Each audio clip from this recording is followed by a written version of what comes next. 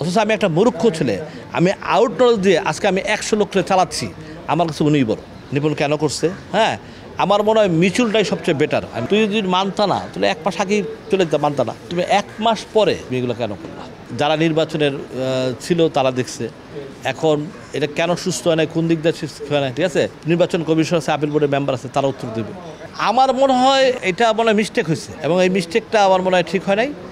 আমার মনে হয় যে 2টা বছর এইভাবে শিল্পী সমিতিটা চলে যেত, সুন্দরভাবে চালায় চলে যেত, এটাই বেটার ছিল।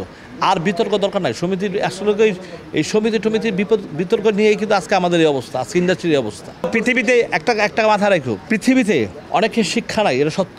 আল্লাহ তাআলা এত সুন্দর আউট নলেজ দিয়ে রাখছে, শিক্ষা তার সামনে কিছুই না। অত আমি শিক্ষাকে থেকে আমি আউট নলেজকে মূল্যায়ন করি প্রচুর প্রচুর প্রচুর। আমি আছে শিক্ষিত ছেলে, আমি বেকার ঘুরতেছি, অথচ আমি একটা মূর্খ ছেলে, আমি আউট নলেজ দিয়ে আজকে আমি 100 লোককে চালাচ্ছি। আমার কাছে উনিই বড়। আমি সর্বশেষের লোক, আমি সুন্দর সুষ্ঠু পরিবেশ চাই।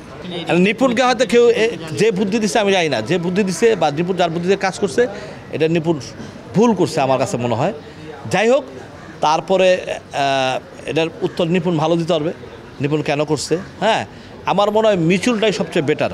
আমি তো আর নিপুণ আছে বাংলাদেশের বাইরে। নিপুণ সাথে আমার কোনো কথাবার্তা হয় না, কিছু হয় না। নিপুণ কেন করছে, কী কারণে করছে, এটা সবচেয়ে ভালো উত্তরটা নিপুণই দিতে পারবে।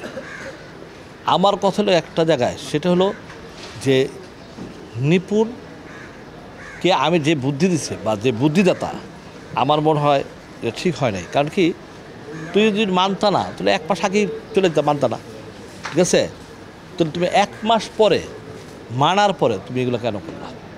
প্রথম তুমি ফুল মালা দিতা না, যে তুমি নিজে তোমার মন মতো হয় না, তুমি আজ থেকে চলে যেতে এফডিসিতে, তারপরে তুমি তোমার কাজটা করতা, তাহলে এটা গ্রহণযোগ্য হতো।